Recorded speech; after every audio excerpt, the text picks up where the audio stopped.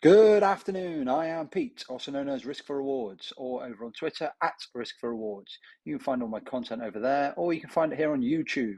So if you're not already subscribing, if you click the link below, it's free to subscribe. And then when my videos come out, you'll get a notification to let you know. And also any likes are much appreciated. The video has been very positive through the Cheltenham Festival. And yeah, so that's it. I did start recording all the videos last week, but when I went through to put the chapters in, I just thought you just look so drained and tired. You need more sleep. You need to have a proper rest and come back refreshed. So here we are. So we are back to it. Today's video is I'm going to keep it. I'm going to try and keep it as short as possible. So I'm going to cut out all the sentiment, the emotion, and how nice things was, and the fluffy bits of the Cheltenham Festival. Because many people have watched many replays. You've seen how good the coverage was on TV. Most of you have been to the festival. So I'm going to skip that side of it and just try and keep it short, sweet, and to the point. Because at the end of the day, emotion doesn't buy you winners or make you any money in the long run. So I'm just going to talk about the horses straight up. So obviously we're coming up to the Aintree Festival. We've got 2 weeks on Thursday. The Aintree Festival starts. Well, sorry, 3 weeks. No, yeah, 2 weeks on Thursday. Aintree Festival starts. There will be content videos for the Aintree Festival, and I will also. This is the first of 4 videos, so I'll do Tuesday, Wednesday, Thursday, Friday from the festival, and then I'll have a Cheltenham Festival 2023 review with all my horses that I put up, how they got on, and then I'll do a few pointers and anything I back for the 2024. So that video will come out some point after these 4 videos. Obviously, in these videos, the plan is that I will go through the horses, where I think they're likely to run, what their plans might be for next year, and also how I think they might get on at Aintree or Punchestown, or if they should just be given a break. But I'll try not to miss too many, and I'll try to keep it as short as possible because I know plenty of people have got things to do. So here we go. Cheltenham day one. Day one for me was the best day of the festival. Not from the punting side of things, even though it was very good on the punting side of things, but it was incredible day all round. So keeping it straightforward. Looking at the results.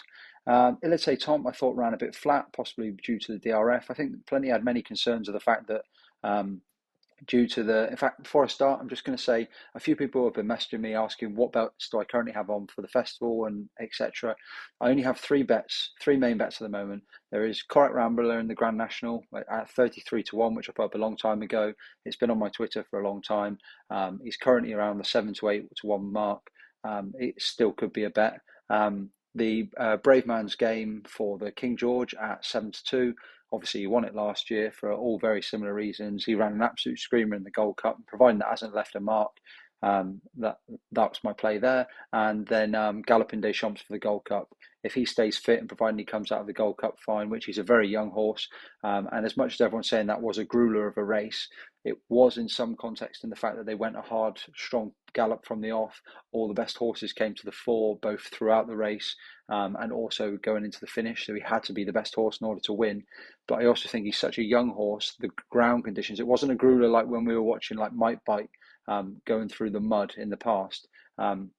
This was a grueler in the fact that this was just a proper helter skelter from the off Gold Cup for the ages, and many obviously have likened it to back in the Quarter Star days. So I just think obviously he could run at Punchestown. If he runs at Punchestown and he comes out and he is in a much lesser opposition and he wins that, and you see that it hasn't left its mark, like that price is only going to get shorter and shorter and shorter. And I've already seen that it's shortened up since obviously the Gold Cup day, which is why I didn't hold it back and hold it for a video, and I tweeted it straight away so people had the option if they wanted to.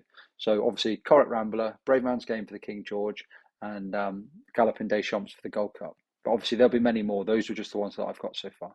Anyway, back to Cheltenham. So Tuesday, Elite Tom, yeah, there was always a question mark. Is he going to make it up in juvenile company? Perhaps he was flattered. Well, he was clearly flattered by that Facile Vega issue at Dublin Race Festival. He's not turned into a bad horse. I just think he's not the top-notch Group 1 horse. And obviously the form got reversed of In the Pocket, who I still think should have been in the Ballymore. Ran a great race, but I think wants 2 mile forward, whether it's fences or hurdles next year. Diverge ran a great race. That was a horse I said, like the dark horse. Came here. This was a typical, for me, typical Willie Mullins handicap horse. So as I was saying, coming into the Friday, you were looking at horses like Hunter's Yarn and the yoke that went off favourite for the Martin Pipe, and I just couldn't see how they were his normal hand. Whereas the Galloping Des Champs and the likes of those, the state mans that we had the last 2 years, this is what Diverge would have been. If Diverge had had another one or two runs, say in the Dublin Race Festival, sneakily in behind Facile Vega, finishing third or fourth, and then would have come to the festival off a lower mark, and then bang, would have been winning a handicap with a massive performance. And that's the sort of thing that I think that we've seen. The horse is still very inexperienced, having finished fifth in behind. Where is he? Behind High Definition on debut, then bolting up from 20 lengths. And then this was a massive performance. I think faster ground and possibly a flat track would suit perfect at Aintree, but I wouldn't put you off a Punchestown. And I think this horse will have better to come still. Will he be top grade one? Not quite sure, but he'll definitely be in and around Group 2, Group 3 level. And it wouldn't put him off taking a victory at either of those two festivals, depending on his opposition. Facile Vega, I thought, ran a brilliant race. You cannot knock anything he's done due to the fact of his prep. So when I say I think he was at 100%, I think he was at 100% of what they could achieve in the short time period they had to turn it around after such an awful run last time out. I think if he'd had a nice, smoother prep, he may be able to get a little bit more out of him. I think he's still going to be a good horse going forward. I just think he's bumped into a much better horse on the day. This Marine National really impressed me. The thing that put me off was the whole break. I wasn't interested in Barry Connell's comments just because you can get too much reeled up into that. And I think this horse takes some, as they say, some whacking. I think he's a very good horse. I think he'd be a good Supreme winner. I think your only issue is the fact of waiting to see where Constitution Hill goes, because naturally your instinct would be, okay, he'll win this, or he's won this, and he'll take a good stop in the Arkle at 5-1. Your downside is, will he bump into Imperi Pass if Imperi Pass drops back in trip? Or even worse, would he bump into Constitution Hill? I'm not saying he couldn't beat Imperi Pass. It's just when you're looking at a horse at 5-1 for the Arkle, you want to know that he's the best in the 2 mile division by quite some. And if Constitution Hill decided to drop in the Arkle, I'm not saying he will. If he did, then you're then thinking, like Barry Connell's come out this week and he's saying that Marine National is the answer to Constitution Hill. I mean, I'm not being funny. There's confidence and then there's levels of confidence like that. That's just not true whatsoever. He's rated so much inferior. It's just not even, they're not even the same stratosphere. Constitution Hill is just on another level. So if that was true, and he did actually feel that, Barry Connell, he would have turned around and said, we're going to the Arkle. He would have already said, this is where we're going, because he wouldn't fear the horse. Whereas in reality, he said, we're going to the Arkle, watch Constitution Hill. Then they start talking about fences, and then they're like, oh, we're open to where we're going to go. If Constitution Hill goes over fences, they're going to the Champion Hurdle. I can tell you that now. There's no way. They're not going to take on Constitution Hill. You don't plan your whole year around taking on a horse of that sort of level when you know that you've got other options and you're a horse good enough where you're just below an absolute superstar.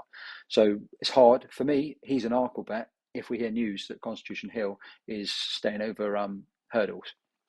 5-1 is fair as well, especially if Imperi Pass does the same, because of the fact that Constitution Hill stays over hurdles. If they say, okay, well, we're not staying around either, and Imperi Pass goes over, that'll be him going over to probably to maybe the Turner's trip. And then you might get the likes of State Man staying over hurdles, not sure. But I think he's a bet if Constitution Hill stays over hurdles, so Champion Hurdle. Onto the Arkle. Firstly, I'll say this race, I think anywhere that El Fabiolo goes, if Dice Up Dynamo's in the race is going to tee up perfectly for him, because he's not a natural 2 miler. The pace that they're going in these races, Dice Up Dynamo is going so quick that he's putting horses out of their comfort zone a long way out, and it's ended up becoming a stamina test despite the ground. Obviously, the ground did end up softer than we expected originally when we were looking at this. But he's just putting them into that. And I think, again, everywhere they go, I wouldn't surprise. Obviously, Dice Up Dynamo cannot step up in trip because he's just too fast. He's got no control. He's probably a 1 mile, 6 furlong horse. And he's not going to be El Fabiolo. So he's literally going to be a pacemaker probably for him in their next event, which will probably be at Punchestown.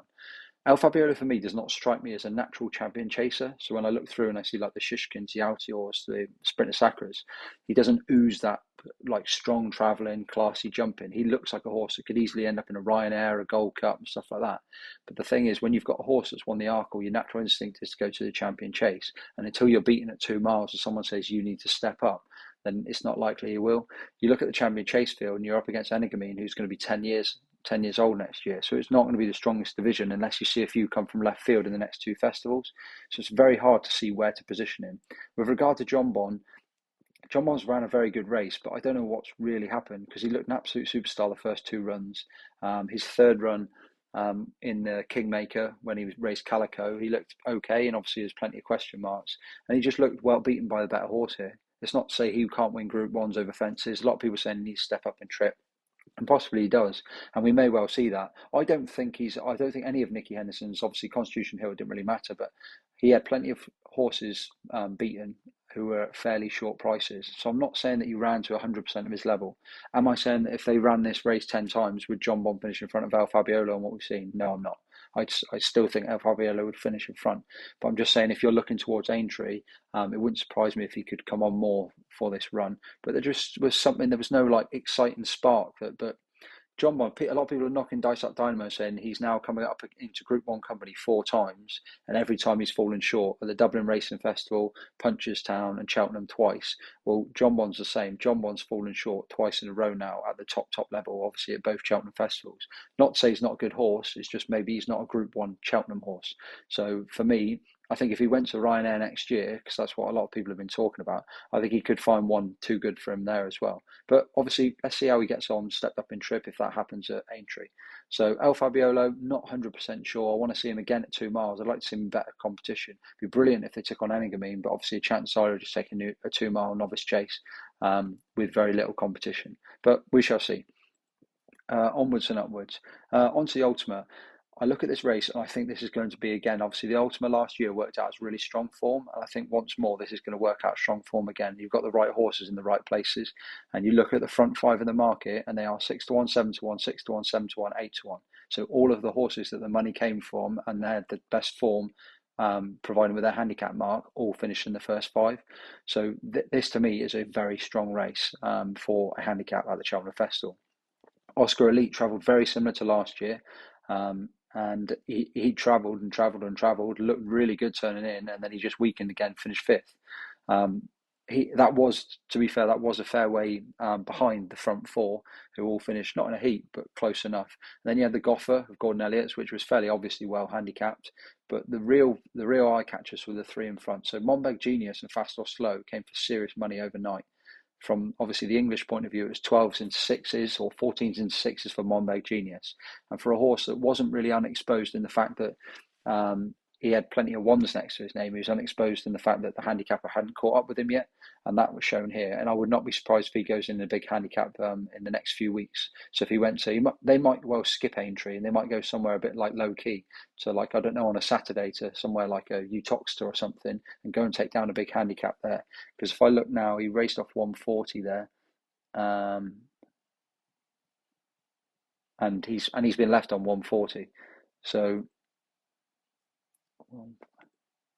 yeah, so that's pretty ridiculous. You think he finished 2 1/4 lengths behind Correct Rambler, so he's been left on his same mark, Monbeg Genius. So he's definitely ready to go in another race. Whereas Correct Rambler finished 2 1/4 lengths in front of him, and he's been put up £10. So that just tells you all you need to know about that. And the same with Fast or Slow. Fast or Slow is Fast or Slow's at 147 Irish mark, and he ran off 150 here. So if he runs in a handicap in Ireland, he'd be £3 well in on what he's ran off here. So both of those two are destined to go close. And you could argue Fast or Slow could have got closer. I do think the winner was good value for obviously another brilliant ride by Derek Fox, getting up that inside, balls of steel, comes between the 2 horses. He needed everything to fall right, and it did. I do think he had plenty to spare. I think if it hadn't fallen right, he probably would have gone round and he still would have managed to find a way to get up. It just made it a lot more difficult. Obviously, he idled when he hit the front. His head went up in the air. And that'd be a slight concern for Aintree, that they won't want to hit the front too soon.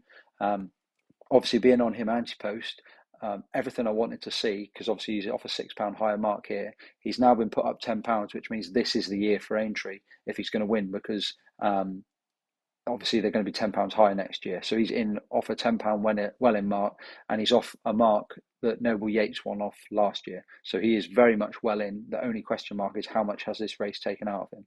Because obviously last year the winner, Noble Yates, finished in 9th in this, having just plodded around the back, jumped a few fences, whereas Correct Rambler, he didn't really have a hard race until turning in, and then literally probably he still travelled brilliantly up to the last fence. It's just that final effort. Obviously, when he's putting in the final effort, it was a proper push out. if he'd hit the front and then he'd not idled and put his head in the air, I think he would have been fairly, he wouldn't have had to be ridden so hard. But Derek Fox had to keep him up to his work all the way to the line because he was idling when he hit the front. So I think he'll be given a very similar ride in the Grand National, provided he takes, obviously he's ran at Aintree before. So if he takes to the competition, the only downside is in 40 runners, you're going to be hostage to fortune. Anything can fall in front of you. But that's the sort of game you play in the Grand National. I'd imagine he'll be more prominent, just like he was here. And he'll be sat in the pack, maybe in the first 10, and hopefully if he can pop away, and you just hope that it hasn't taken too much out of him. But Aintree is further back than normal. It's normally 2 or 3 weeks, and he will have had 4 weeks to recover, or 4.5 weeks to recover. So we'll see. Different horses. He is a 9-year-old, so and a lot of horses for the Grand National will prep for 12 months throughout, and it'll be meticulously planned, just like when the stable did it with One for Arthur.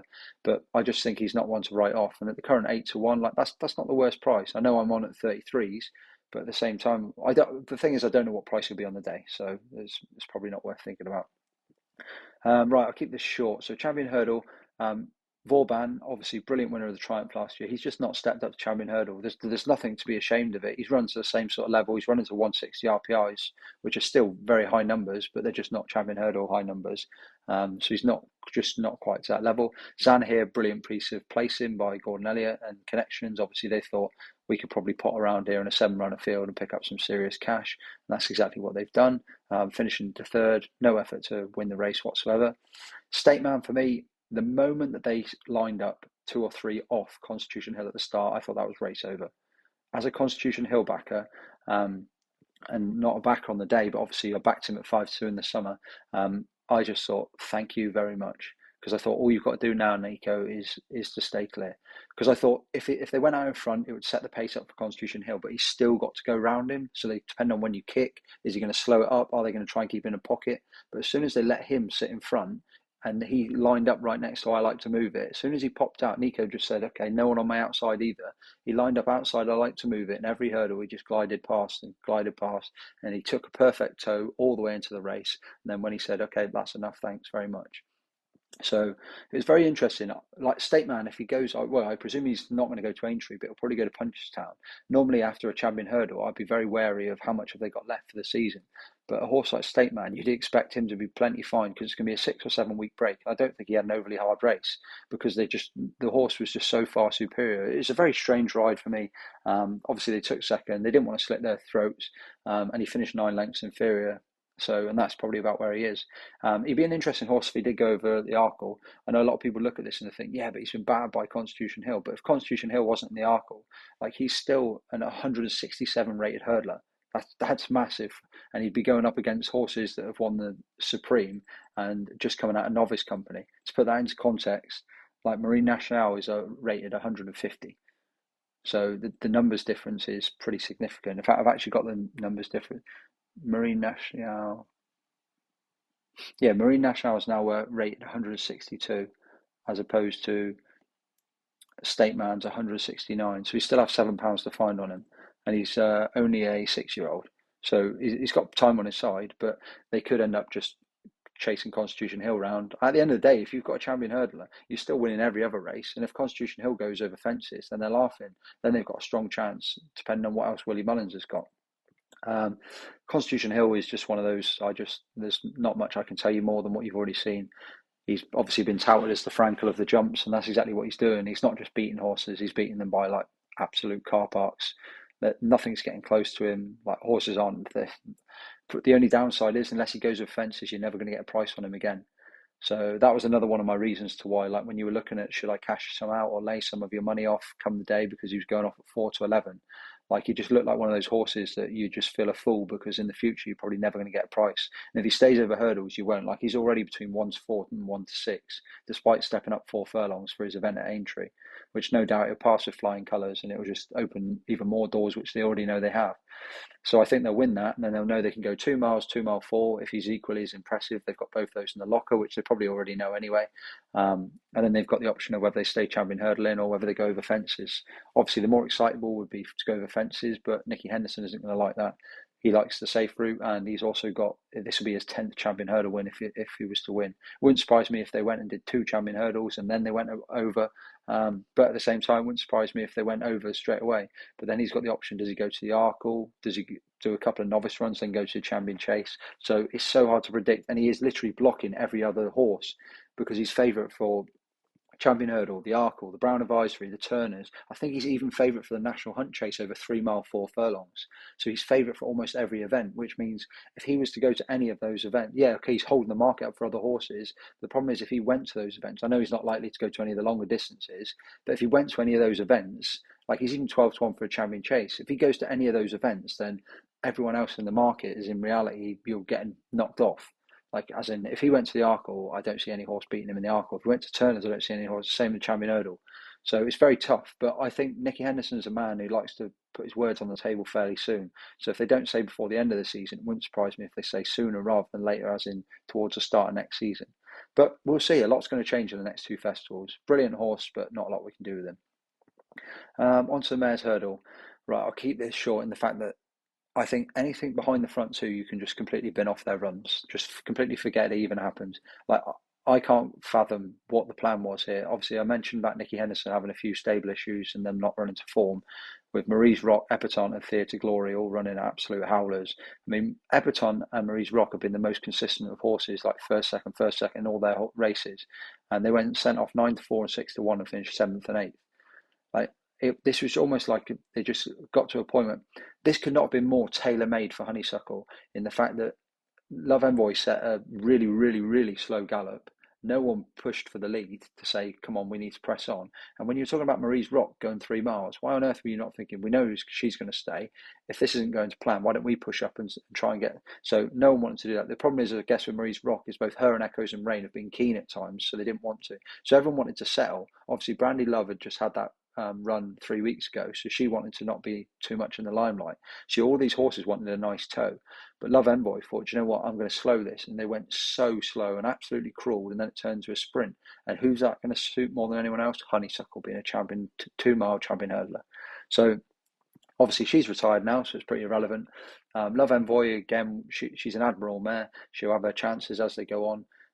But I'm not convinced that she obviously had a hard race with Honeysuckle. I'm not convinced any of the others had a particularly hard race. So if Love Envoy was to take on, say, Echoes and Rain, Brandy Love, Marie's Rock, there's no guarantee the form would stay in the same positions. All I'll say is I'd just forget what position they all came in behind, and they're all going to come out at Aintree and at Punchestown, and just forget about this form line, just forget it even exists, go back to what they've already achieved, and then be like, okay, right, this is what that horse can do, and then just rate it on that. Because they will, between them, I can tell you now, they've got Queensbrook, Echoes in Rain, Brandy Love, Theatre Glory, Marie's Rock, Epatante, and She Wears It Well, that were all beaten and all very good mares.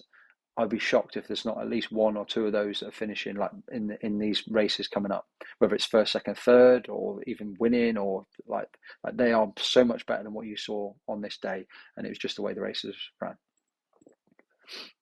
Onto the Boodles. This was one of the most frustrating races on day one. I've gone on and on about that Jim Nielsen race at Naas in the end of February, I think it is. In fact, I'll tell you exactly when it is.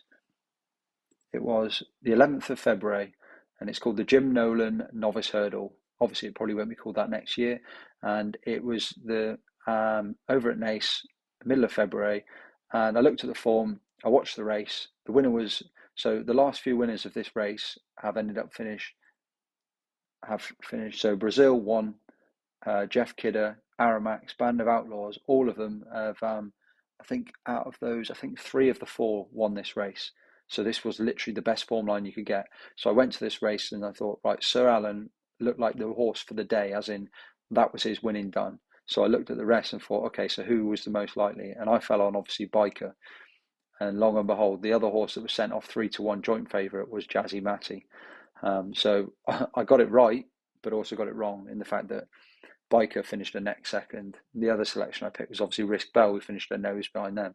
So coming to the last, when it was Biker and Risk Bell, I thought this is wrapped with a forecast as well. And then Michael O'Sullivan riding on cloud 9, brilliant jockey that we've seen so far. He went past both. So just for me personally, the Boodles is a very tough race to gather. my first port of call each year now is I'm just going to wait for that race and just go to that race. Like, okay, right, who's about to go off the favourite, who wins the race, and I mean, there's probably be the first 3 or 4. You'd be like, right, in reality, you two are the best two with the chances for this, and pick them and be like, okay, right, they're my Boodles horses. Like Biker was 16-1 straight afterwards, and Jazzy Matty was sent off 18-1 and was 20-1 in the morning. So you're looking at a 20-1 and a 16-1 shot you could have had on side for this race, coming from a race that had already given you 3 of the last 4 winners. So it sounds complicated, but it's actually very simple. On to the final race. This race obviously caused much debate. As soon as I walked in the morning, the first thing I said when I got into the paddock, I said, this race will be the day that makes or breaks punters. Because if punters have had an absolute bean up and they've smashed it all day, they're going to smash in on the favourite. If they've lost all day, they're going to smash in on the favourite. If they've come over for Ireland and they're there for the party and they want a few beers paid for, they're going to smash into the favourite. And long and behold, everyone smashed into the favourite. Actually held its price a lot stronger than I thought it would, especially with the fact that obviously the likes of Mile Mission he'd beaten in the past. Plenty of subjective decision of would or wouldn't he have got up if Mile Mission fell, but when I watched it on the track, I was 100% sure. I've since watched it a few times now, but I wouldn't say, well, I'm definitely not 100% sure, but I just think Mile Mission was very, very tired. That was a kick way too soon. And if he'd held on to it a bit longer, like it already had a good lead. And obviously the kick, when he kicked, like Galileo de Mesna was in serious trouble. And I think maybe you could say he kicked at the right time, but it just took so much out of the horse. When the horse came to the thing, he just looked so tired when he fell. And he would have still had another jump to go over and then up the straight as well. So me personally, I do think they would have got to him, but maybe that's just like my pocket talk. The fact that, because obviously I backed the 1-2. Chemical Energy didn't want him to fall because he was trying to get nursed into the race without hitting the front. As soon as the horse fell, Jamie Codd hit the panic button and was like, right, I've got to go for home now. And as soon as he started pushing, it was perfect for Galileo de Mesnil because he put a target on his back. Chemical Energy didn't want to be in front that soon. And obviously the best horse got up.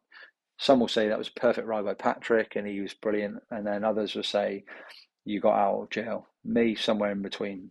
I mean, all the same, look at going forwards. I can imagine something like Chemical Energy probably be going for the race again next year. Marla Mission ran a great race. They're talking about, I think, something like the Irish National now for him, and he'd have his chance. Galileo de Mesnil, like, I wouldn't be interested. I wouldn't be interested in backing Galileo de Mesnil, Chemical Energy, and I'd probably go as far as the Marla Mission as well. I'm not sure when the Irish National is, but I'm not sure I'd want to back any of those for the rest of the season because that was an absolute grueler. Like I know they didn't exactly go mental the whole way around, but turning in, like the ground was getting very soft, and they came back absolutely legless. Obviously shown by Marla Mission falling. So for me, I'd just say just personally, like as in put it this way, if Galileo de Mesna was going to the English National, I would not be backing him. And he's currently around 10-1 and probably be off my list as well if the Irish National, despite when that is. So that was day one summary. Brilliant racing. The strong one for me at the moment is to find out where Constitution Hill goes, in particular with the Marine Nationale. I think we've seen a very good novice there. It's been a while since we've had a good, I say a good Supreme winner, because obviously Constitution Hill won it last year, but a good winner where you're looking forward thinking, yeah, okay, that horse could go places. I thought he did very cosily from Facile Vega, who's a good horse himself. And obviously Facile Vega was a Cheltenham winner last year. And that was much more like normal Facile Vega. So that was day one, and now will be day two will be up next. So thank you very much, and goodbye.